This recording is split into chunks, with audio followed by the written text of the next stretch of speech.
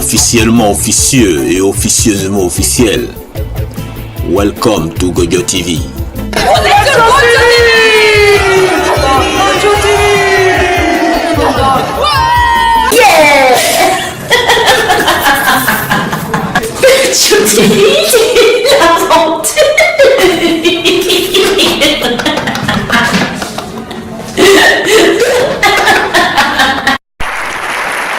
Microphone politique. Qui a dit quoi? Elle s'appelle Claire, elle est professeure d'université. Elle vient de réaliser un demi-tour du monde à vélo.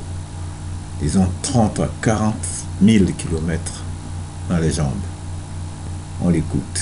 Je l'enlève. Ouais, tu peux l'enlever. Hein. Tu peux l'enlever.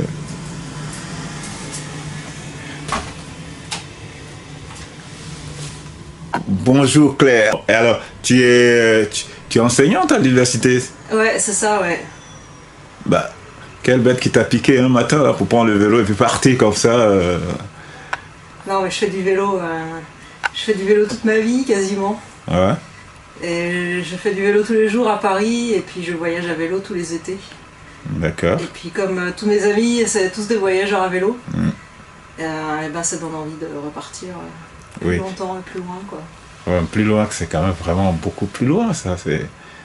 Hein? Ouais. Presque faire le tour du monde à vélo. Ouais, alors. en fait, il y a une raison assez pragmatique pour mon itinéraire. C'est que je voulais partir 1 an, à peu près, au moins 1 an. Et puis j'aime pas l'hiver. Je voulais pas me retrouver en hiver dans un endroit où il allait faire froid, il allait pleuvoir, il y aura de la neige. Donc pour éviter d'avoir l'hiver, il faut faire un trajet nord-sud.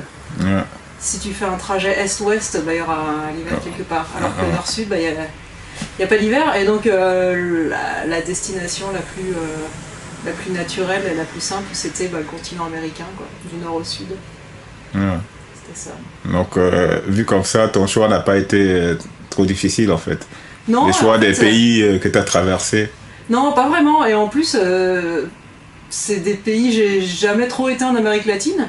Je connaissais pas trop, je parle pas espagnol. Enfin, je parlais pas espagnol avant de partir. Donc, c'est pas des pays où je serais spontanément allée comme ça, quoi. C'était encore plus intéressant, du coup. Et quels sont les pays que tu as traversés, si on peut venir là maintenant? Alors, je suis partie du Canada, de l'Est du Canada. Donc, j'ai passé 2 mois au Canada. Ensuite, j'ai traversé la frontière pour les États-Unis. J'ai passé 3 mois aux États-Unis que j'ai traversé vraiment au milieu, quoi, dans des États où les touristes ne vont pas en général. Donc ça, c'était très intéressant aussi. Ensuite, 3 mois pour le Mexique. C'est un grand pays, j'ai beaucoup aimé. 2 mois pour l'Amérique centrale, donc le Guatemala, le Salvador, le Honduras, Nicaragua, Costa Rica et Panama. Ensuite, de Panama, j'ai pris l'avion pour la Colombie parce qu'il n'y a pas de route. Il y a la jungle, quoi. Donc j'ai pris l'avion pour Medellín. Et donc j'ai traversé une bonne partie de la Colombie, Équateur, et je suis arrivée au Pérou et j'ai roulé jusqu'à Lima. Voilà. Tout ça donc à vélo. Ouais. Alors, vu que tu as tout fait à vélo, tu as rencontré des gens. Oui. Là, tu peux nous dire, politiquement, comment tu vois tous ces pays-là? Est-ce que c'est pareil quand on arrive, on est en France, on va en Italie, on voit qu'on sait que ça change un peu, est-ce que le monde est uni politiquement? Alors, il y a une énorme frontière qui fait un énorme choc entre les États-Unis et le Mexique. Souvent, en tout cas en Europe, quand on change de pays, il y a un peu une zone de transition autour de la frontière, il y a quelques dizaines de kilomètres où ça commence à changer. Et là, la frontière entre les États-Unis et le Mexique, pas du tout. Déjà, il y a un mur. Et puis, moi j'ai traversé la frontière par une petite porte. Quand on arrive à vélo ou à pied, les douaniers, après avoir fait les contrôles de rigueur, ils t'ouvrent une petite porte. Et là, tu passes la petite porte dans le mur et paf, c'est un autre monde, quoi. Non, mais c'est fou, quoi. Culture qui change, tout qui change. Ouais, tout. Il y a il y a des gens dans la rue, il y a des chiens, il y a du bruit, il y a des routes, enfin c'est des chemins, il n'y a plus de goudron, c'est plus tout propre et tout carré comme aux États-Unis. Donc ça c'était un choc vraiment, vraiment très très marqué quoi. Et après les autres pays, l'autre frontière où il y avait pas mal de différences, c'était entre l'Équateur et le Pérou.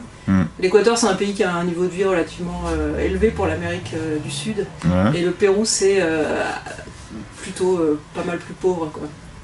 Donc là aussi il y a une frontière assez définie. Et le contact avec les gens, est-ce que c'est pas pareil Non, bien sûr, le contact avec les gens est différent dans chaque pays parce que prenons les États-Unis et on prend Pérou. Je prends les deux extrêmes. Ouais. Alors j'ai été très bien accueillie partout. Les gens ont essayé de m'aider le plus qu'ils pouvaient partout. J'ai jamais été volée, jamais eu une quelconque forme d'agression personnelle envers moi, bon, à part les voitures, les camions. Déjà, et après, en fait, c'est assez culturel, hein, ça dépend. Il y a des pays où les gens vont plus volontiers t'inviter à rentrer dans la maison, à dormir à la maison, à te donner à manger. Et puis il y a d'autres pays où ils vont juste te laisser camper devant leur maison, quoi. Mais dans tous les cas, les gens essayent d'aider le plus qu'ils peuvent, quoi. Et donc aux États-Unis, ce que j'ai ressenti le plus, c'était alors, la culture de la propriété privée, la culture de la peur. Les gens avaient toujours très peur pour moi. Ils me disaient qu'avec ce que je faisais, j'allais probablement mourir d'horribles souffrances. Ils t'ont pas proposé une arme à feu quand même? Non, des fois ils me proposaient de m'emmener en voiture, quoi. Ils comprenaient pas quand je disais je vais à telle ville demain, ils me disaient mais si tu veux on prend la voiture et ce soir je t'y emmène. Alors je disais non. C'est pas l'objectif. T'as pas bien compris quoi. Donc ça c'était assez rigolo. Et après on a toute l'Amérique latine. Le contact est complètement différent parce que déjà il y a des gens dans la rue, alors qu'aux États-Unis, au Canada c'est un peu similaire, mais les gens sont pas dans la rue, ils sont dans leur voiture ou dans leur maison. Et du coup, quand on voyage tout seul à vélo, on manque un peu de contact humain, quoi. On voit pratiquement personne, quoi, dans les rues. On voit que les voitures qui passent. On voit les gens derrière leur vitre, les vitres de la voiture. Et en fait, dès qu'on rentre au Mexique, ça c'est vraiment le truc qui m'a marqué aussi, c'est qu'on voit des gens qui marchent dans la rue, et puis même si on se comprend pas, on se fait coucou, on se sourit, et ça compte vachement, comme juste un contact humain aussi simple que ça compte beaucoup. Ouais. Ça c'est quand même frappant, ça, c'est rouler sans rencontrer personne, rencontrer c'est fou, c'est une autre... Mais comment tu faisais jusque-là? J'imagine que tu campais et tout ça, mais c'était pas assez difficile, parce que moi j'ai bougé un peu, mais à un moment je voulais poser ma tente, on m'a dit ici c'est pas possible. Alors est-ce que t'as pas eu ce genre de problème où on te dit non, ici on peut pas se poser là, t'entends? Ça dépend des pays. C'est en fait moi très souvent le plus souvent possible je demandais à quelqu'un qui habite pas loin si je pouvais me mettre là, camper là, donc aussi pour que les gens me disent si jamais c'était dangereux, si c'était là où venaient tous les poivreaux du coin pour boire des bières le soir, les choses comme ça. Alors aux États-Unis, dans les zones les plus peuplées, je campais dans les petits villages. Ils ont tous un petit parc pour les enfants avec des jeux, des trucs comme ça, et genre j'allais demander, je trouvais une figure d'autorité quelconque, alors la station-service ou le bureau de poste ou l'église, pour demander si je pouvais m'y mettre, puis ça n'a jamais posé de problème. On m'a toujours dit ok, des fois on m'a apporté à manger, enfin très bien. Dans les états où c'était un peu plus désertique, où il y avait un peu moins de gens, là je pouvais bivouaquer sans problème, puis c'est autorisé sur pas mal de terrain. Et puis après, en Amérique latine, il y a des pays qui sont très densément peuplés, donc là j'allais plutôt dans les villages, j'allais demander soit à la mairie, ou pareil à une église, une école, un endroit en sécurité où je pouvais mettre ma tente, ou chez des gens, dans des fermes. Et en Amérique latine, je suis allée voir beaucoup les pompiers aussi. Ouais. qui ont c'est assez étrange, mais ils ont c'est une de leurs missions non officielles, je sais pas, c'est d'aider les voyageurs à vélo. Donc ils ont l'habitude, quand on débarque avec son vélo, ils disent oui, vas-y, mets ta tente là-bas, les douches sont là, les toilettes sont là. Puis voilà, c'est très simple. Et puis à la Croix-Rouge aussi, c'est un peu le même système. Ouais. Et j'ai toujours été très très bien accueillie, on m'a jamais mise dehors. Dans les postes de police aussi, on m'a toujours, accueillie, quoi. Et tout ça, ça t'a pris combien de temps? Ça m'a pris en tout 15 mois. Je suis partie fin mai 2017 et je suis rentrée fin août 2018. Et quand tu partais de Paris, t'as fait comment? T'es parti de Paris à vélo ou bien tu... Ouais, alors j'ai pris l'avion à Londres en fait, pour le Canada. Ouais. Donc du coup je suis partie de Paris à vélo pour aller jusqu'à Londres à vélo pour prendre l'avion. Ça c'était très sympa. Ouais. C'est très sympa. Ça faisait pas partie du jeu, mais c'est sympa quand même. C'est sympa de partir de chez soi à vélo, quoi. Plutôt que d'aller à l'aéroport Charles de Gaulle en taxi, c'est un peu nul, quoi. Ouais. Bon, maintenant là, t'es revenu avec tout ce bagage dans la tête, on va dire. Ouais. Qu'est-ce que ça te fait là, d'être là, de retrouver ta chère Paris? Ouais, alors je suis rentrée...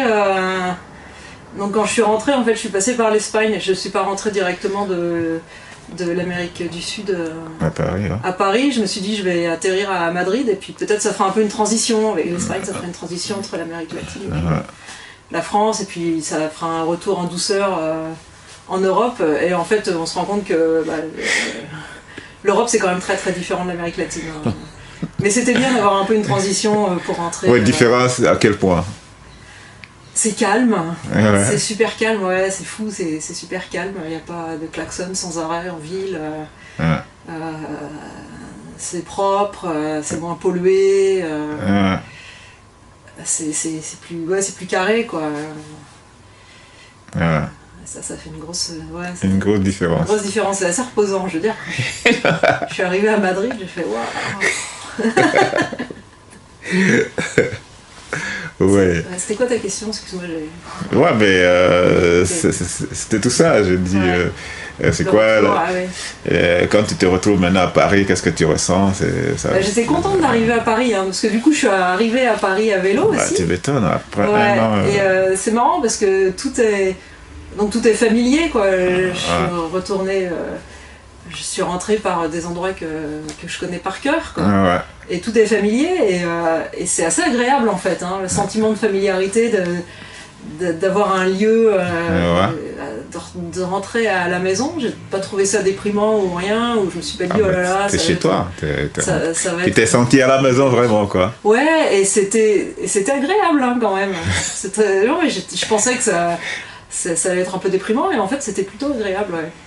Ouais. Après un grand tour, c'est quand même normal qu'on se repose un peu, on se sente chez soi. Ouais. Est-ce que t'as pas été traité d'étrangère dans tel ou tel pays, par exemple? Ouais, parce que j'ai vu en Afrique, quand on arrive, si c'est une blanche ou bien un blanc qui arrive, on dit ouais, tout babou, on dit ça c'est le blanc, et vice versa. Ouais, j'ai été beaucoup traitée de gringa, surtout au Pérou. Un petit peu au Mexique, mais pas beaucoup. Mais surtout au Pérou, j'ai été beaucoup traitée de gringa et c'est... Enfin, moi, ça m'a saoulée, quoi. Ouais. Mais bon, voilà, c'est... Ouais, c'est une question d'habitude. C'est comme ça, ouais.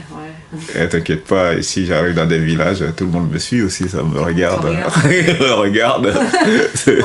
Et voit le noir à la télé, des fois. Ouais, je veux bien le croire. Ouais.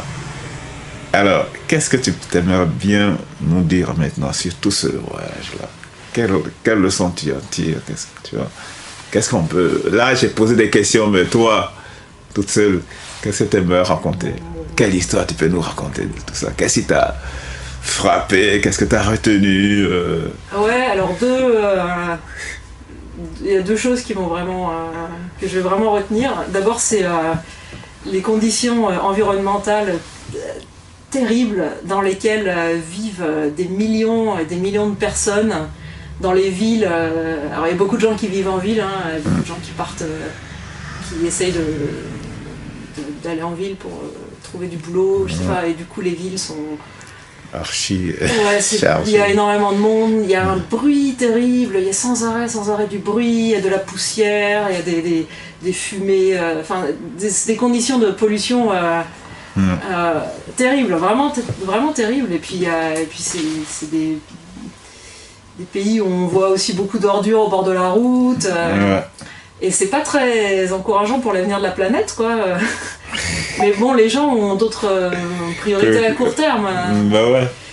Dans plein de pays, le ramassage des ordures n'est pas organisé. Ouais, mais je sais, Voilà, ça, il y en a, ça n'existe pas du tout. Bah. Ouais, et ça, en fait, on a un peu tendance à l'oublier des fois quand on vit en Europe, et puis qu'on voit pas toute cette partie de la population mondiale qui est là, et puis sur laquelle il faut compter, parce qu'il y a beaucoup de gens, quoi.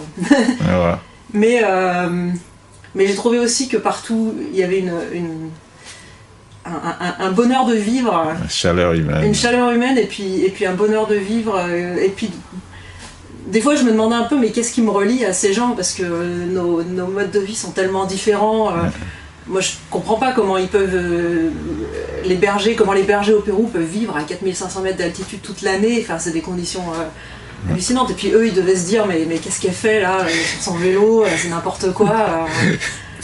Et puis en fait on se rend compte que si, on a des choses en commun, on a la recherche du bonheur pour soi et puis pour ses enfants surtout. Les gens veulent que leurs enfants aient de meilleures conditions de vie qu'eux, et puis passer du temps avec la famille, avec leurs amis. Et ça c'est vraiment quelque chose d'universel. Vivre, quoi.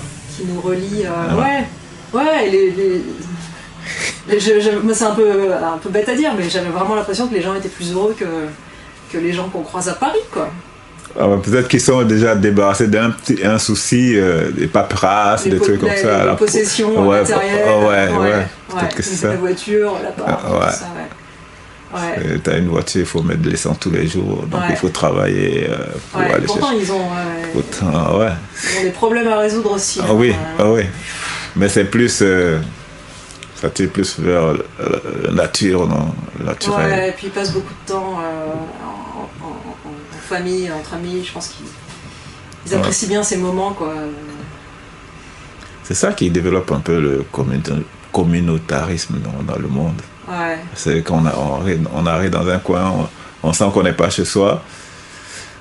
Parce que les gens, ils sont déjà bien organisés. Ouais. Et en même temps, on parle du monde, on parle des humains. Donc, on est obligé de regarder plus loin. Ouais. Parce que quand même, on est sur la Terre, quoi. Ouais.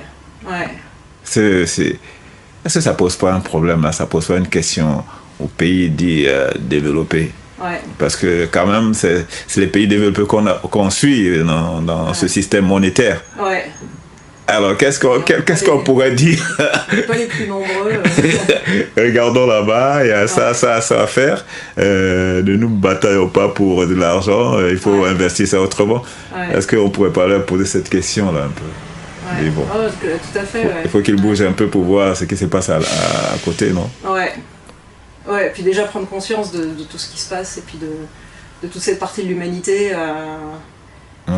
qui existe et puis qui est active, quoi. Et surtout qu'il y a énormément de jeunes, énormément de... ça touche le problème du monde, hein. Il faut déjà se mettre, je pense, au niveau humain, dire que bon, à côté c'est un humain. C'est la question que tu te posais tout à l'heure. Je sais pas ce qui me lie à ces gens-là, mais quelque part on est tous humains, quoi. Oui, c'est sûr. Je crois que c'est ça. Mais qu'est-ce qui nous... Qu'est-ce qu'on a en commun, quoi?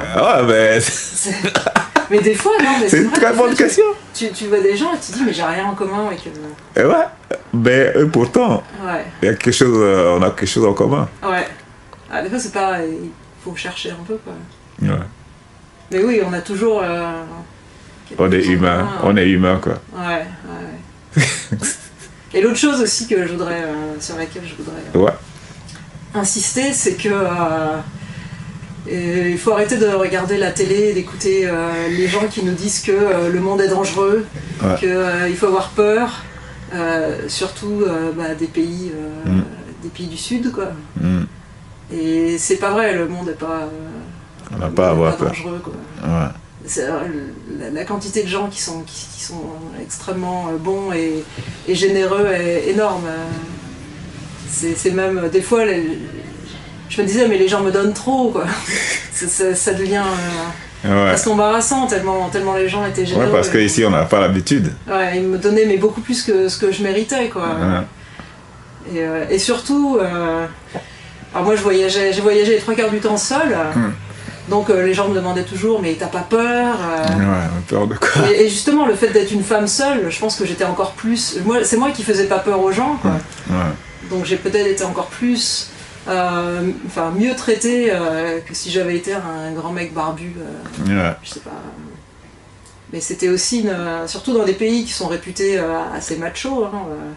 Moi personnellement j'ai jamais ressenti de manque de respect, mais ça m'a pas empêché de voir des mecs traiter leurs femmes ça c'est de façon lamentable. Partout où on va, il y a toujours du bon et du mauvais. Donc, Mais voilà, c'est pas parce qu'on est une femme qu'il faut se censurer et s'empêcher de faire des choses un peu aventureuses. Quoi. Parce que le monde entier est là pour veiller sur nous. Quoi. Ouais, mais je pense que les gens qui parlent aussi, ils disent faites attention, tout ça, je pense que. Enfin, je sais pas comment tu penses. Les gens croient que. Quand on arrive aux États-Unis, par exemple, on parle souvent des armes à feu. Mais il paraît que, dans les médias, c'est aussi les fabricants d'armes qui balancent ces idées-là pour pouvoir vendre leurs armes. Je crois qu'on est dans le commerce complètement. Oui, bien sûr. Tout ça, c'est motivé par l'argent. En tout cas, moi, je suis content de t'entendre parler, là, de te voir après un an et de nous apporter de bonnes nouvelles. Qu'il n'y a pas que la guerre, il n'y a pas que la violence partout.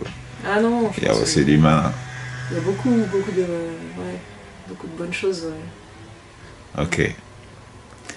En tout cas, si tu as une conclusion à faire, pour moi, ça va, c'est fini pour maintenant. Eh ben, éteignez votre télé et puis allez voir le monde avec vos propres yeux. Quoi. Il faut se faire sa propre opinion et puis aller voir soi-même. On va dire, choisissez vos émissions, on va dire. Faut pas éteindre la télé. Oh, si. Alors, je te passe pas. Non, c'est important d'aller voir soi-même ce qui se passe dans le monde, quoi, je pense. D'accord. Merci beaucoup, Claire. Pas de quoi. Et à très bientôt. À bientôt. J'espère, quand tu viens d'arriver là, j'espère qu'on va se rencontrer d'ici quelques temps pour voir après tout le film, la tête et tout ça. On va voir l'autre partie. Comment ça se passe comment ça se passe, quelles sont les idées qu'on a. En tout cas, merci beaucoup. À très bientôt. À bientôt. Salut.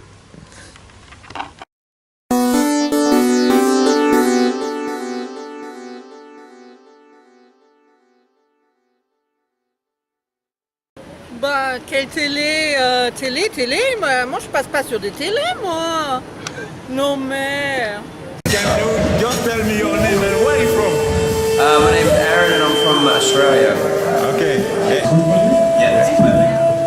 Everyone, thanks for having me. My name's Aaron, or call me Pandemonium. I'm from Australia. I'm going to play some songs for you guys. This thing's called the Handpan, this is the didgeridoo, and this is the flute. And enjoy the rest of your night.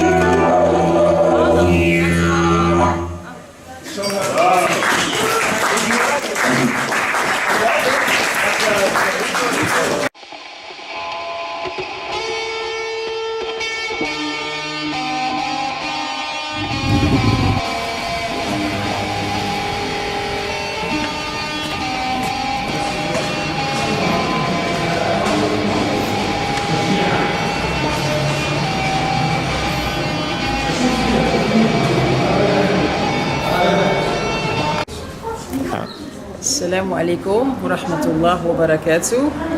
La paix avec vous et la compassion et la compassionte de Dieu avec vous. Je suis venue à cet endroit, c'est la grande mosquée du Paris, qui est le plus grande et le plus vieux mosquée de la France. Je suis venue ici pour parler avec le imam et en fait j'ai parlé avec le imam pour demander s'il veut aider les filles de Sierra Leone. Et à ce moment, l'imam était très occupé avec son travail et il m'a dit que c'est pas partie de son travail de faire ça, donc il m'a dit au revoir. Et en fait, je suis quittée et là-bas, c'était une femme très pauvre qui est devant la porte. Et j'ai parlé avec elle de la situation des filles de Sierra Leone. Et elle m'a dit, moi, je voudrais aider les filles de Sierra Leone. En fait, elle m'a dit, tu pourrais rester chez moi et donner l'argent de l'hôtel à cette fille qui sont plus pauvres que moi. Elle a dit. Donc j'ai trouvé de la compassion et de l'amour, mais dans un endroit qui est surprenant, qui est pas que j'ai pas pensé que c'est possible. Mais il y a des richesses partout et même avec les gens qui sont les plus pauvres dans cet endroit.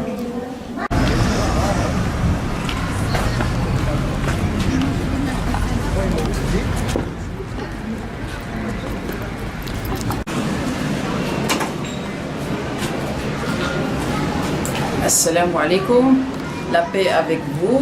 Je suis venue à l'église de Notre-Dame pour donner des roses à les moines ou les sœurs de cette église.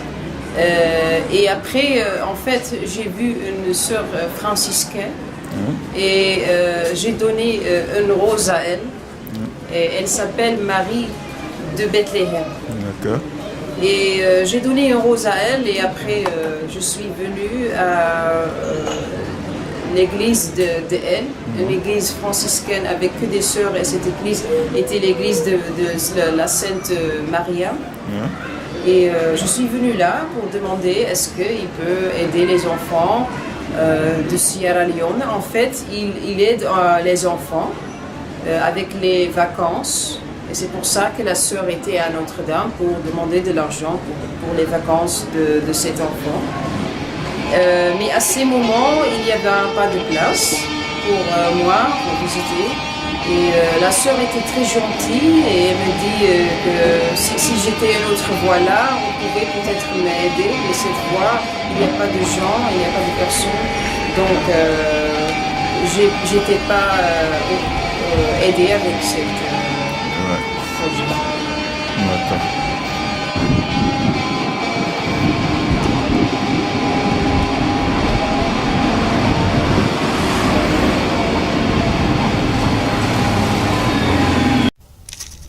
Et voici nos perles de la rue. So, what's your name? My name is Yasmin. Just could you do me a favor? Could you send me the video? Is that cool? Are you taking a video? Yeah. Well, could you send it to me? Is that okay? Yeah, if you give me your Yes, link. I will give you my card. You can send it to Okay. me. Email. What is your name? Yasmin. Sismin, have you recorded? No, I'm going to. Okay. Thank you. Should I die with your dirty all days? You fuck around to guide the eyes to play. Oh, you screw this up when don't you feel like shame? Did your mother not teach you how to delay? I said I know. Said I know. I said I'm done.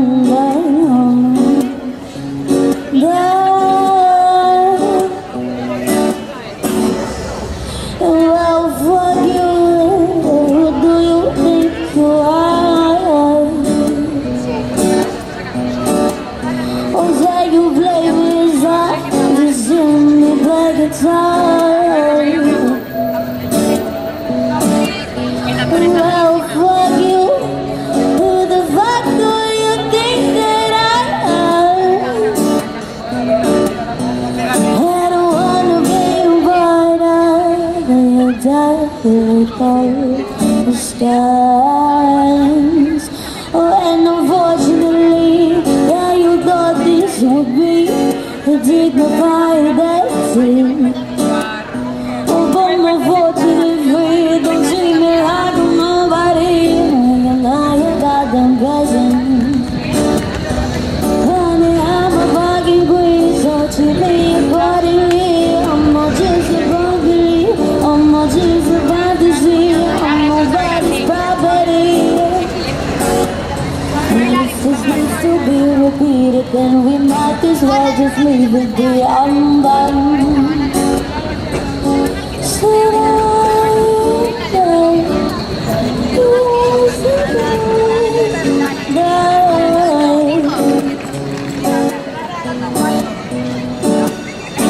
Is it done with the dirty little game? You walk around and I got nothing to say. You've walked this out, but now you feel ashamed. Did your mother not teach you how to relate? Yes, it I know. Yes, it I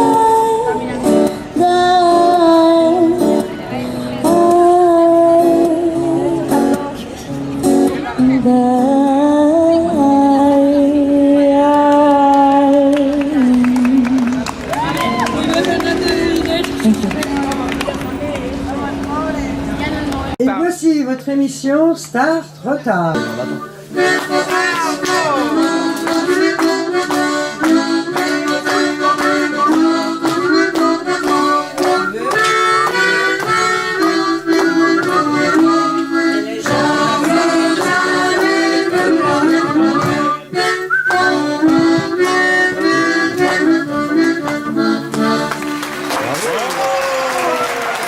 On accueille maintenant Michel.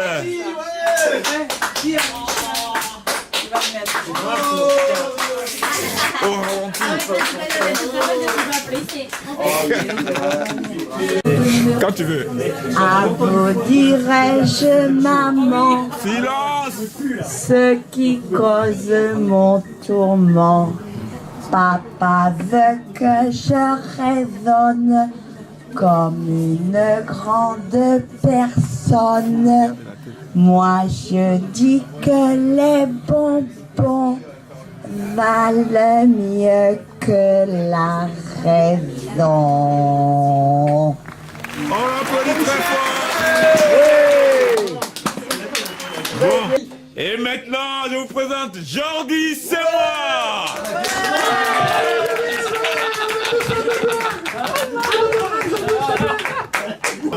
Les oies sauvages vont vers le nord, leur cri dans la nuit monte. On applaudit Jordan quand même. Bravo. Et maintenant, on accueille Adrien, s'il vous plaît. Adrien.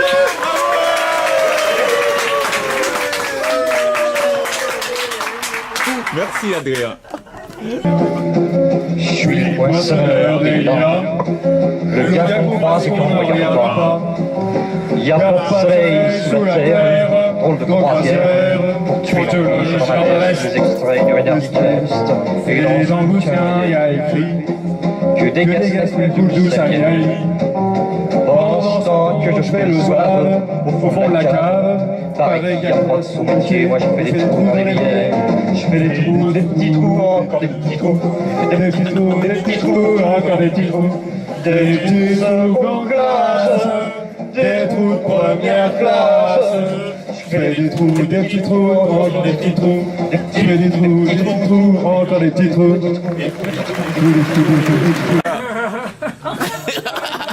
Non, un Touareg, c'est ça. Ana tergi uld tergia Tregu Sahalia. Bravo, on applaudit Shekib. C'est parti. Voilà la grand monsieur Pijac. Ouais, bienvenue à Star Trotard. Ah oui, il y a du délire. Et maintenant nous avons Mais c'est un nouveau le magicien Pijac. Ce n'est pas un cheval, c'est une licorne. Ramasser de l'argent pour avoir de l'argent. J'ai une combine.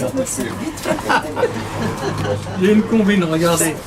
Quand vous allez à Carrefour, vous allez dans les supermarchés, hein, vous prenez la note là. Alors vous l'achetez. Oui. Vous l'achetez. Oui. Enfin, c'est pas acheter, hein, c'est la jeter. La oui. Alors par contre, il faut faire attention quand vous jetez la note, il faut regarder derrière. Il y a marqué fabriqué sans phénol ajouté. D'accord. C'est bien vrai. C'est fabriqué sans phénol ajouté. Alors moi je les récupère parce que Carrefour vous les rachète. Ah ouais. Il y a marqué fabriqué sans phénol ajouté. Donc tu vas à Carrefour avec ça et il te donne 20 euros par truc. Hein, il te donne 20 euros par pratiquer truc comme ça. Et alors? Et là j'en ai 5. Oh. Hein, il te donne 20 euros par truc, là j'en ai 5. 5. Alors? Non, oui, mais il y a du phénol là. Faut pas le montrer. Alors on regarde. Alors donc, ce que je voulais te dire, c'est que là j'en ai 5. Là, 5. Non. Et je les ai changés. On applaudit s'il vous plaît. Oh non. J'en ai 5, je les ai changés. Oh non. Tiens, le 5e il est là. Incroyable. Bravo, petit Jacques. Alors par contre, j'ai des poésies. Le P. Qu'est-ce que c'est que le P? Le P est un vent léger qui monte entre deux montagnes et qui annonce l'arrivée du général Kaka sur son dada. Même si les gens comme une quartier sont 500 euros, c'est pas de l'Afrique. Car quand ils pètent, ils font son slip. Et quand ils pètent, ils font son slip. Et quand ils pètent, ils font son slip. Et quand ils pètent, ils font son slip. Et quand ils pètent, ils font son slip. Attention, ça continue. Baisse ta culotte, c'est moi qui pilote. Putain, c'est génial. Un connard. Il a les yeux qui crient baguette. Il est taillé comme une arbalète. Réfléchis bien si tu l'invites. Il va se parler les marguerites. Même ses dents font peur de fesse. Il est bâti comme un dieu grec. Et je te demande que tu flippes. Car quand il pète, il trouve son slip. Et quand il pète, il trouve son slip.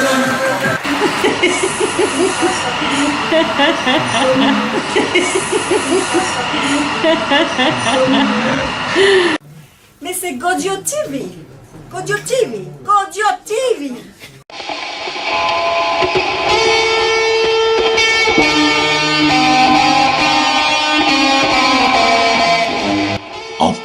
parallèles. Aujourd'hui, je suis avec Cynthia Anne, professeure de lettres, et Monique Loubet, artiste peintre. Elles ont coécrit Coïncidence et c'est aux éditions Alphabar. On découvre. Alors, bonjour Anne, je prononce mal alors. Est-ce que tu veux bien te présenter? Oui, on est très content d'être là aujourd'hui chez Alphabar. Je m'appelle Cynthia Hahn, je vis à Chicago, bilingue, donc français-anglais, parce que je suis prof de français là-bas. Je suis aussi poète et j'ai fait une belle collaboration avec une amie de longue durée, Monique Loubet. C'est ce que je comptais dire. Voilà. Cette création est sous le signe de l'amitié, une longue amitié et une profonde admiration pour nos œuvres respectives. Alors le livre qu'on a fait ensemble s'appelle Coïncidence. Il s'agit de rencontres, de voyages de la vie, voyages métaphysiques aussi bien que physiques. On fait le va-et-vient entre plusieurs pays, elle et moi. Et c'est le voyage aussi de la vie de femme surtout. Et le livre est en bilingue avec des illustrations qui peuvent se lire aussi comme des textes. Il y a donc correspondance, coïncidence, collaboration, coexistence, conversation entre texte et image. D'accord. Et le livre parle de quoi exactement? Oui, donc beaucoup de choses. La mort et la vie, le voyage de la vie qui comprend beaucoup de morts, qui comprend beaucoup des moments de réveil, rattachement à la nature surtout, de vol. On a divisé le livre en 3 parties, n'est-ce pas, justement pour représenter le voyage de la vie. On commence par l'ascente, l'envolée, et puis on termine par l'atterrissage. Je pense qu'il y a beaucoup de sensibilité et de choses personnelles dans son œuvre de poèmes qui me correspondaient beaucoup parce que j'ai mis beaucoup de moi-même et de ma vie personnelle dans mes œuvres. Donc c'est la coïncidence justement de ces deux voyages intérieurs. Alors la question que j'allais poser, quelle a été ta participation dans ce livre? La beauté des poèmes correspondait à l'enchantement de mes tableaux, qui sont très personnels, qui sont puisés dans la beauté de la nature, des choses de la vie. Il faut aimer la vie pour peindre, et pour écrire, j'imagine, parce qu'on a besoin de s'exprimer et exprimer des belles choses. Voilà, donc on se rejoignait dans ce domaine. D'accord. Voilà. Je pensais que tes peintures étaient inspirées par tout ce qu'elle a écrit, c'est ça? Oui. Et il y a certains de ces tableaux qui m'ont inspirée aussi, parce que bon, elle est artiste depuis longtemps. Alors ça devient intéressant là, parce que c'est pas dans ce sens-là je comprenais ça. Alors, tu as écrit et elle a peint. Est-ce que tu t'es basé sur sa peinture ou bien c'est elle qui s'est basée sur l'écriture? Pas toujours. Non. Je dirais 2 choses. Certains de mes tableaux l'inspiraient et je lui ai proposé de choisir à travers certaines œuvres, de mes œuvres, celui qui l'inspirait pour un de ses textes. Mais nous avons fait une deuxième démarche, c'est-à-dire d'adapter des tableaux, enfin des dessins, des œuvres sur ses poèmes. Et elle a fait des poèmes en fonction d'un tableau qui l'inspirait. Voilà, donc on a fait des tableaux déjà créés, sur des poèmes déjà créés, et aussi des créations de poèmes sur un tableau, et vice-versa. Donc voilà. Il y a création, recréation, co-création dans le texte, parce que certains poèmes, j'avais écrit d'abord en anglais, j'ai traduit en français, mais en traduisant, j'ai retraduit le poème en anglais, ou bien j'ai commencé en français, puis j'ai traduit en anglais, ce qui a changé le texte original en français. Et j'ai dû adapter une œuvre à son texte. Voilà, ouais. Et Quand on a eu l'idée de cette œuvre, toi tu es venu chez moi à Chicago. Voilà, j'ai fait le voyage. Tu m'as montré beaucoup de tableaux et on trouvait par coïncidence tellement de thèmes et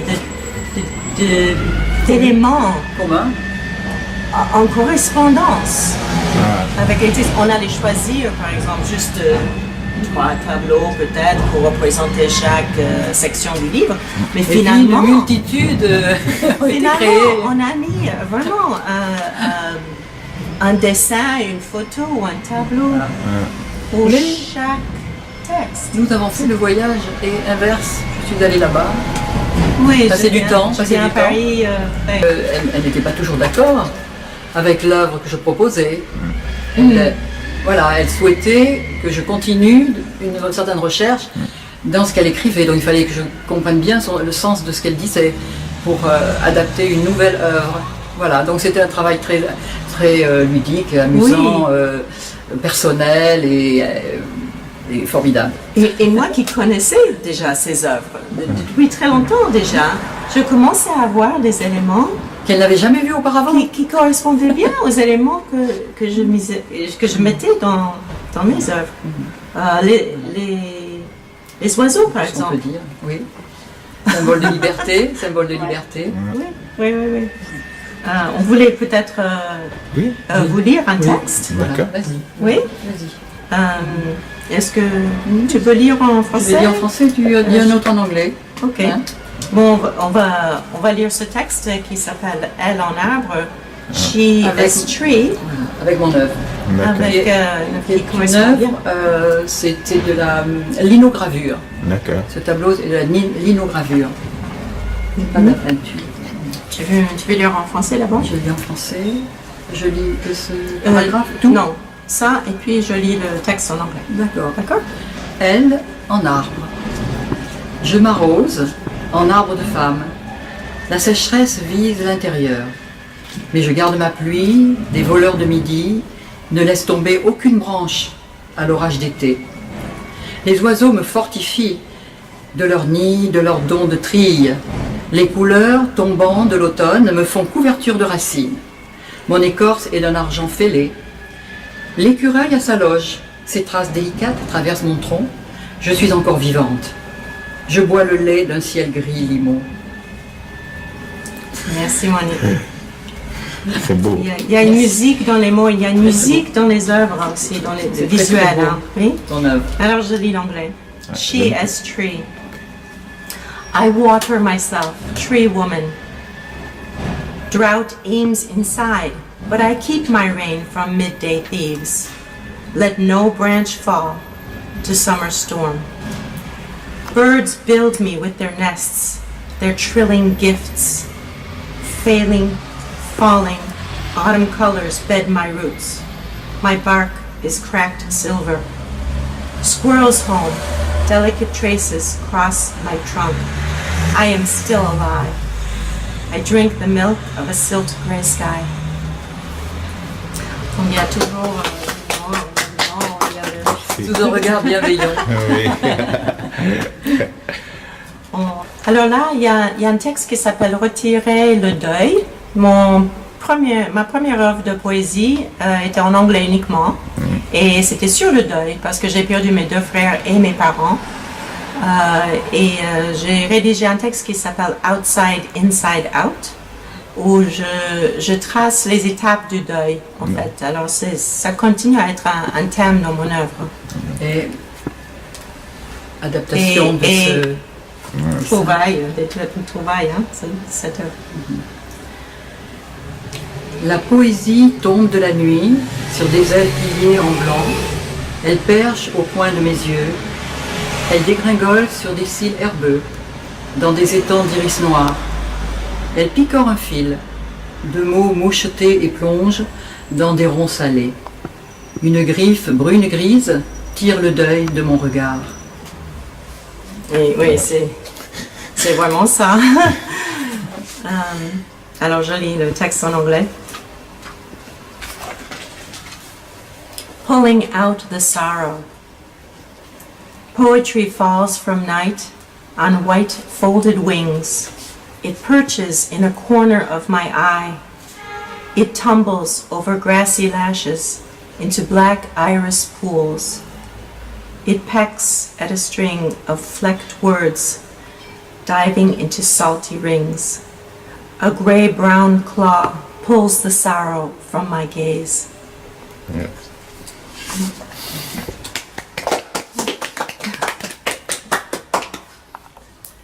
Alors, question plus personnelle. Comment est-ce que vous vous êtes rencontrés? Par Evelyne. Evelyne Khan, une grande amie, grande auteure libanaise. Elle était mon professeur à l'Université d'Illinois, à Urbana, où j'ai fait mon doctorat. C'est une inspiration pour nous deux. Oui. Elle est une inspiration. Ses inspiration. œuvres, son être. Voilà, Oui. à travers Evelyne Akad aux États-Unis, parce que j'y séjournais à l'époque et j'ai rencontré Evelyne assez jeune. Et on a eu une profonde amitié tout de suite. Et voilà. Donc à De cause fil en d'elle, aiguille, voilà. oui, on se connaît depuis les années 90.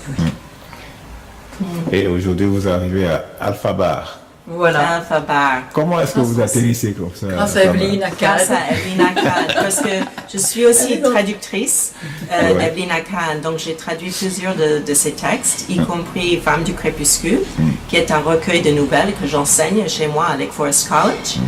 Et c'est donc un recueil en bilingue et que Alpha Bar a fait, donc a édité. D'accord. So I'd like to say a word, just a quick word in English, about how this encounter happened. And it's through Evelyne Akad, who is an author, a Lebanese author. I am her translator.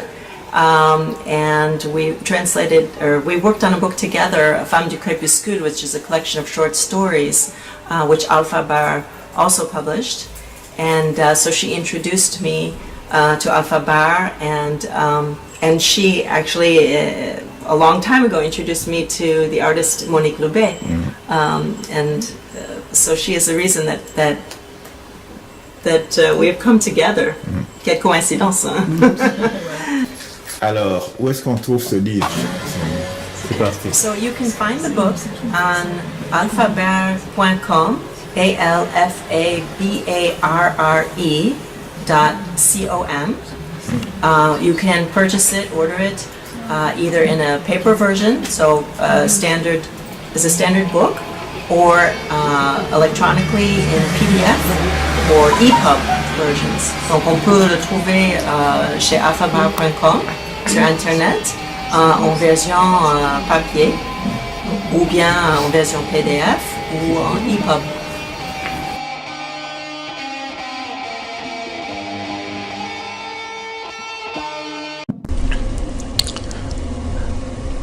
La faille. Bonjour. Tout est créé, tout est transformé, tout est beau, tout brille. On a presque envie de se poser la question de savoir qu'est-ce qu'il y avait au commencement de toutes ces créations. Bienvenue à Transmission, le journal officiel des 3W.web. La cour. Au commencement de toute création, il y a l'idée. Ah oui, la matière première. Merci et à bientôt pour une autre idée. Au revoir.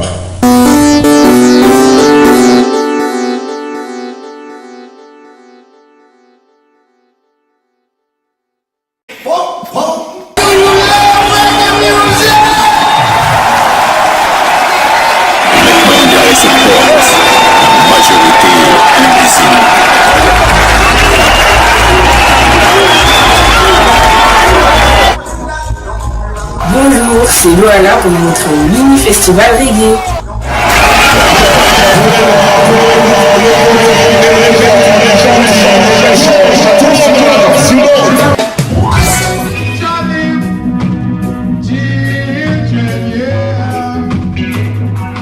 Rasta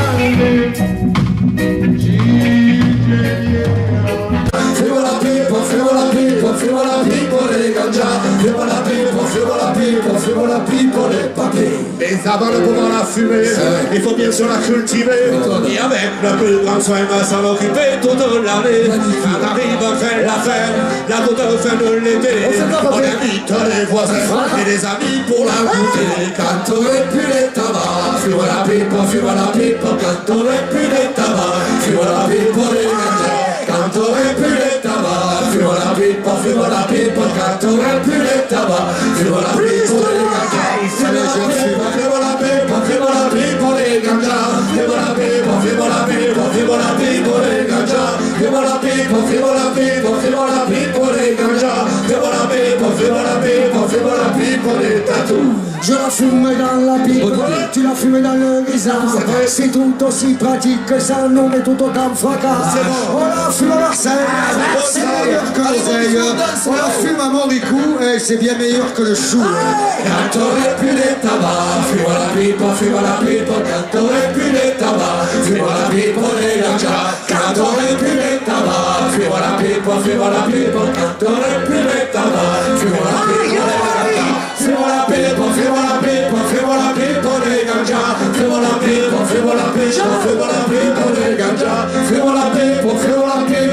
pipa les ganja, fumo la pipa les gari. Moi j'ai fumé de la parisienne, j'ai fumé de la toulousaine. Et je te le dis collègue, non ça ne le faisait pas. J'ai eu celle de Moricou, ça valait pas le coup. Moi celle que je préfère, C'est celle du Massilia. Quand t'aurais pu les tabacs, fumo la pipa, quand t'aurais pu les tabacs, fumo la pipa les ganja. Quand t'aurais pu les tabacs, fumo la pipa, quand t'aurais pu les tabacs, fumo la pipa les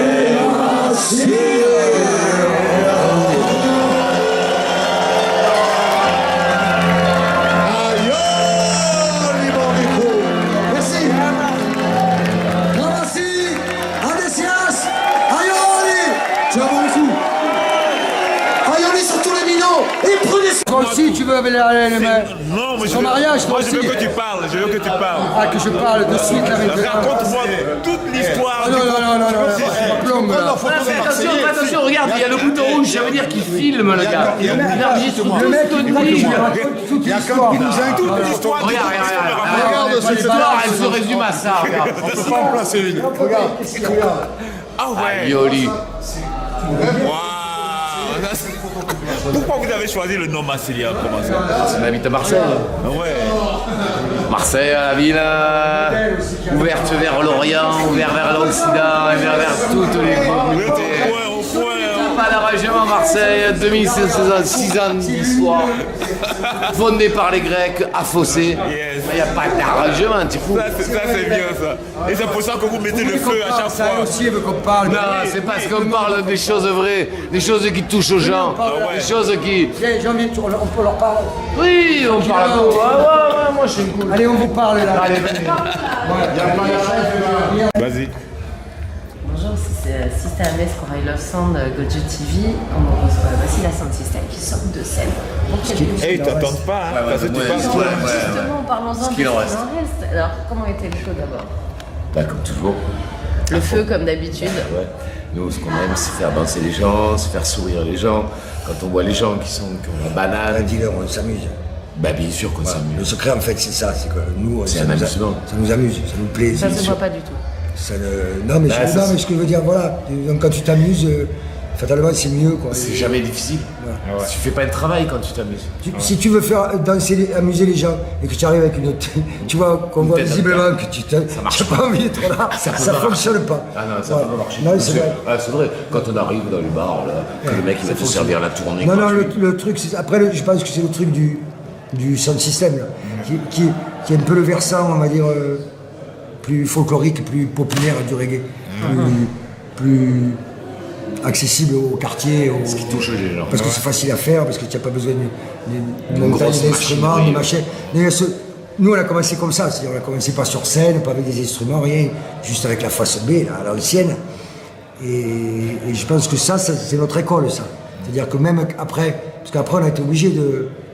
Malheureusement, c'est un truc qui est assez difficilement accessible à l'espèce de truc français, commencer le spectacle, machin. Donc on a été obligé de le monter sur scène, si tu veux, d'en faire un spectacle. Mais l'école, ça nous est resté, ça. C'est-à-dire que ça, c'est comme la maternelle pour nous, quand on jouait sur les platines et au milieu des jambes, ça, c'est comme... Ça te... Le vrai sens. Je pense que même...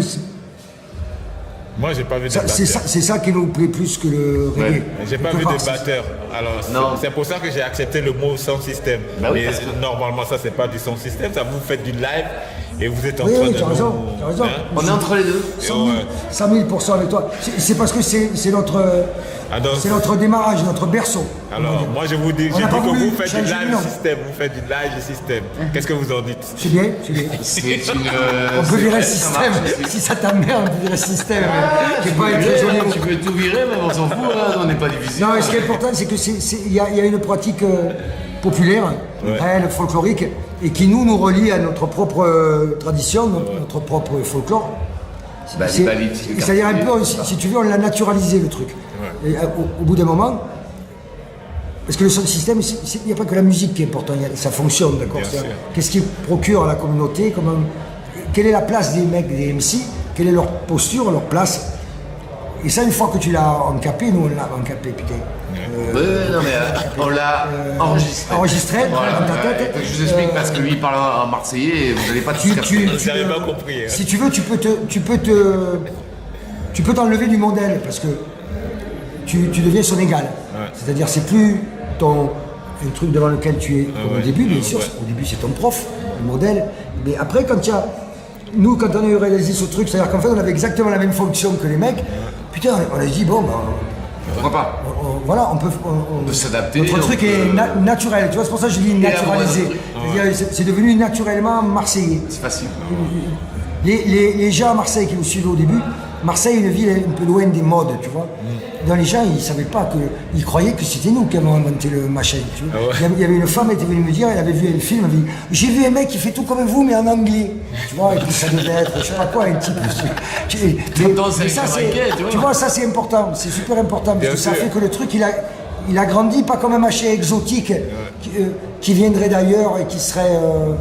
ça peut être bien, moi j'écoute aussi de la musique qui vient d'ailleurs, mais comme un truc comme s'il était né là. Inventé. Je pense que c'est ça qui fait le... Nous on a simplement adapté. Après je suis d'accord avec ta remarque sur le nom. Mais peut-être on a été feignant, on n'a pas voulu changer le nom. Je sais que vous avez été complètement feignant. C'est un bon nom en tout cas. Ça marche depuis une bonne trentaine d'années. Oui. Mais si, il faut le dire, on est vieux. Alors moi je voudrais dire un truc quand même. J'en profite, parce que j'ai le micro, j'ai la caméra devant moi. Je dis, bon les gars, on a une moyenne d'âge maintenant, il faut nous faire jouer tôt. Hein? Soyez gentils. Mais vous êtes star, on peut pas vous faire jouer tôt aussi. Il fallait pas devenir un star. Mais non, on n'est pas des stars. On est des gens comme vous. C'est moi qui parle. Pour moi, vous êtes des stars. On fait notre travail le mieux qu'on peut. Et moi, ce que je, voilà. Bois un coup. Non, si, parce que j'ai vu que tu me... Voilà, il faut boire un coup. Tu crois? Ouais, tu vas venir bois un coup et de suite tu vas redire la phrase et ça va... Tu vois. Tu es prêt? Vas-y. Je bois un coup. Et alors voilà. Mais faut pas nous prendre dans cette concert. Non, mais si, c'est bien, c'est bien. Ça, c'est bien. Quel regard vous portez sur votre carrière, justement, sur cette trentaine d'années passées ensemble? Une super vie. Vraiment, une super vie. D'abord, tu fais ce qui te plaît, ce que tu veux. C'est une super vie. Quand il y a tous tes collègues qui sont obligés de marner, de se lever à 7h du mat pour faire un truc de merde, tu es content, tu vois, je veux dire. Qu'est-ce que tu veux de mieux? Une super vie. Et puis après... déjà, c'est pas mal, hein. Je sais pas. Après, avoir eu le sentiment d'avoir fait bouger quelques trucs. D'avoir essayé d'éveiller les consciences. D'avoir donné un message qui est universel. En tout cas, notre projet d'essayer de le véhiculer avec nos moyens. Folklorique, on va dire. Notre projet de lutter un peu contre la fatalité, de ne pas être à la capitale. C'est ça le problème de la France. Le centralisme, tout ça. C'est ça ce problème, c'est que tu as toujours l'impression que tu n'es pas au bon endroit. Tu vois, tu aurais dû il aurait fallu que tu sois à Paris, ou des grosses productions, voire qu'on t'entende. Et c'est drôle parce que ça marche ça marche pour la banlieue, puis ça marche pour la province, tu sais comment ils disent. La province, c'est marrant, mais c'est un gros truc qui est autour de Paris en fait. Qui a rien à voir. Si tu habites à Ivry-sur-Seine ou à La Ciotat, comme moi, tu es dans la province. Moi je trouve que c'est vachement grand la province. Alors après, ils ont inventé la banlieue, c'est peu pareil aussi. La banlieue de Paris, la banlieue jusqu'à Marseille. Tu vois, comme si c'était un truc un peu, tu vois, une tache blanche. Voilà, fataliste quoi. Je pense que ça, renverser cette fatalité, c'est-à-dire montrer que putain, tu peux avoir une vie intéressante. Voilà, tous on a tous quelque chose. Il faut refuser ce truc de tu es citoyen de seconde. Exactement. Tu sais, les gens, malheureusement, c'est ça, ils vivent par procuration, non? Et ils regardent les trucs, ils disent, oh putain, lui, machin, l'autre. Alors maintenant, il faut la télé-réalité, c'est encore pire, parce que c'est des mecs communs, déjà. Tu vois, tu les envoies à Marseille, c'était les aristos, mais maintenant, c'est des mecs communs. C'est dingue. Sérieux, quoi. Donc, ça, quand même, de faire voir qu'avec tes propres moyens, voilà. Tu peux faire ça. Voilà. Pas obligatoirement. Après, tu vas pas briller comme si super costaud. Tu vas arriver à bouger les choses dans ton quartier. Une sacrée carrière avec un sacré public qui est toujours. Tout Marseille est derrière vous. Je peux en témoigner. J'étais en haut, je me regardais d'en haut et ça dansait même dans les bureaux où les gens travaillent. Ben oui, mais aussi, moi je pense que c'est le fait. Je crois que c'est le fait de la recette qu'on s'est construite. C'est le sound system. C'est le balletti, c'est les gens qui dansent et ils n'ont pas besoin d'avoir des explications monumentales sur la construction de la musique. La musique elle est simple, c'est comme une boîte à musique. T'as tout, quand j'ai rencontré le groupe, il m'a expliqué, j'ai dit t'arrêtes des conservatoires, tu fais trop de notes, ouais, c'est faux. Essaye de comprendre le sound system comme une boîte à musique. Tu l'ouvres, tu écoutes, et quand tu en as marre, ça marche. Tu vas faire. Et quand je trouve que cette image de la boîte à musique, tu vois, elle m'est restée, mais ça fait 20 ans qu'il m'a dit ça. Et écoute, ça m'a fait, tu continues quand même à faire des ouais, c'est histoire de doigts. Ouais, attends, mais bon. Chier la bite. Bah écoute, j'ai 10 doigts, je m'en sers. Hein. Voilà. Que signifie pour vous chanter en occitan? Ben, chanter dans notre autre langue, ouais, dans notre normal comme le patois jamaïcain. Voilà. Je pense que ça aussi, ça nous a tilté hein, quand on a écouté les Jamaïcains, c'est qu'il y avait ce côté-là. Et en plus, les Jamaïcains, ils appellent ça patois. Ce qui est très drôle, parce que nous aussi, c'est patois. Je me rappelle, on était à Londres, et la femme, on se parlait en occitan. Et la femme, elle fait, vous parlez en quoi? Je dis, je me parle patois. Elle fait, hein? Vous êtes des Antilles? Non, on parle patois. Je dis, on parle patois, patois. Pour les Anglais, le non, mais ça, il y a ce... Ouais. Comme tout était fait pour qu'on se rencontre, si tu veux. Moi j'ai vécu 12 ans aux Antilles. À un moment donné, ce côté, dans le sound system aussi, il y a ce côté, les ménagères, elles écoutent tu vois, le truc lover, et puis les jeunes ils vont écouter le truc hardcore, mais tout le monde est relié par ce truc-là. Et ça aussi, c'est un truc qu'on a réussi à faire, voilà, un truc, dont on est un peu content, c'est que souvent dans la famille, on est le seul machin que toute la famille écoute. Que tout le monde écoute. Et pas que toute la famille écoute comme un truc mou. Non, tu parce vois, que c'est obligé. Toute la famille écoute en y trouvant chacun sa propre truc. Voilà. Le vieux il écoute parce que c'est en provençal, tu vois. Le jeune il écoute parce que c'est quand même, tu vois. Et le minot il écoute parce que la mélodie, ça le tilt. C'est ça, c'est ça qui est propre aux musiques. Moi je classe les reggae dans les musiques folkloriques, c'est-à-dire des musiques qui accompagne les gens, ça t'accompagne, ça t'accompagne dans le boulot, ça t'accompagne quand t'es triste, ça t'accompagne quand t'es content, quand tu fais grève, ça t'accompagne. C'est important. C'est ça qui nous a... ça doit être une musique... pour moi, le sound system, c'est une musique que tu dois utiliser tous les jours.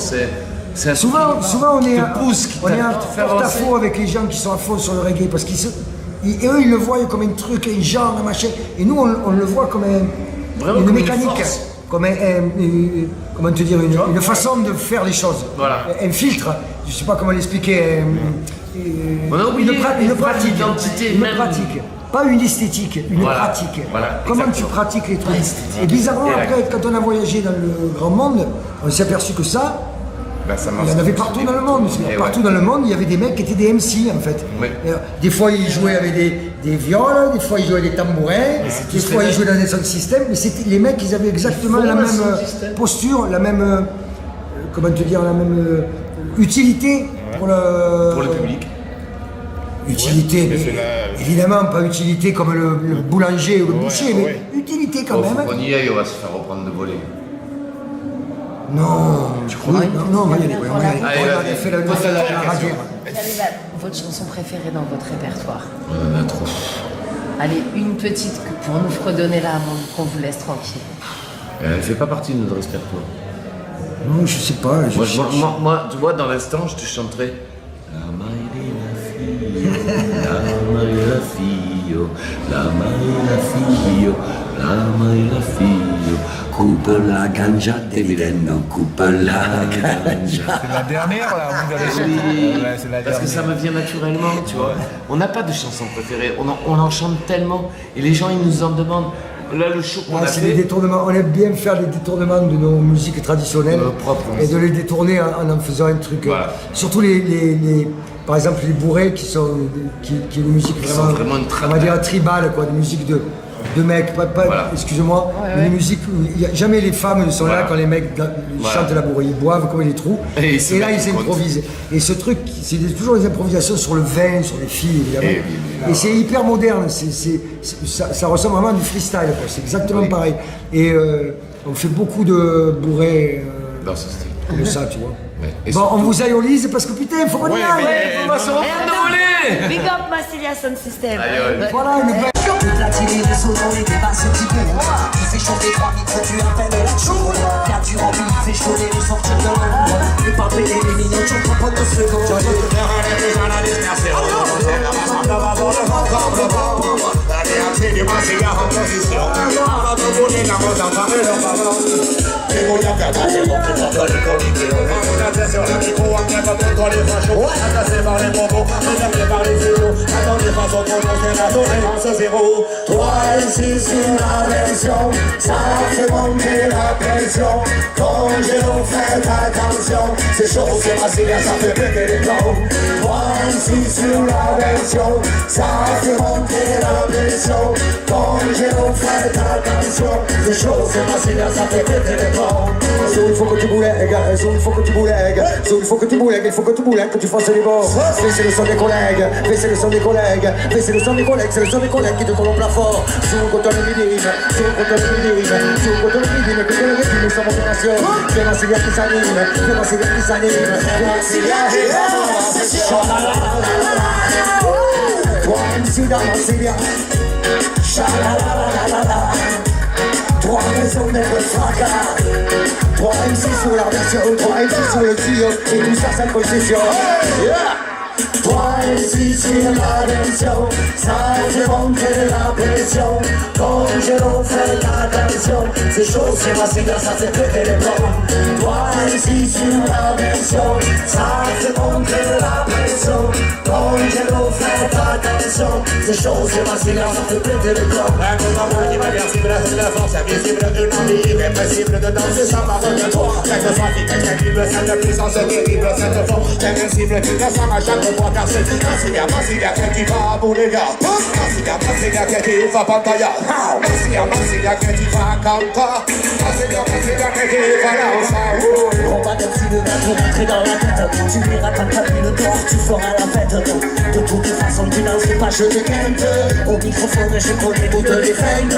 En improvisation, voilà la position. Celui qui saute pas, celui qui saute pas.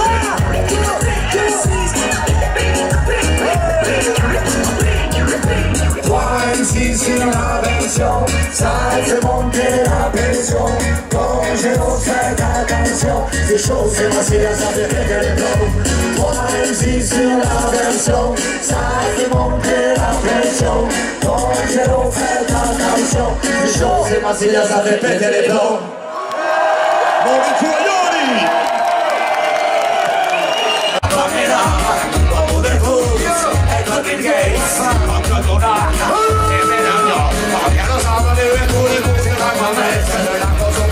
Supermarché de ton choix. On fait des achats mais quand on arrive à la caisse, malheureusement on fait souvent pécher l'emploi. Les riches s'en dévorent, on manque de leur richesse. Propre votre bouillon, si tu le donnes, on perçoit pas.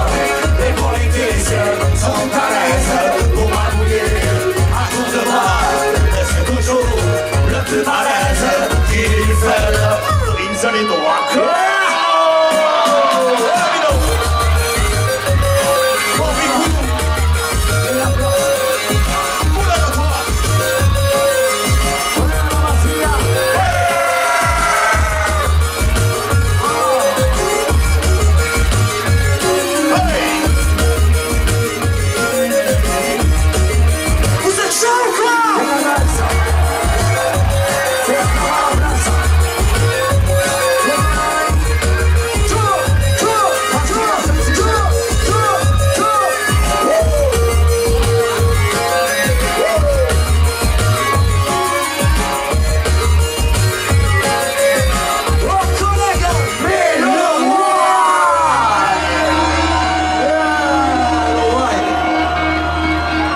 Oh là là là là là là, c'est quoi ce truc? Ça marche? Marche la guitare? Ah ben c'est bon, la guitare ça marche.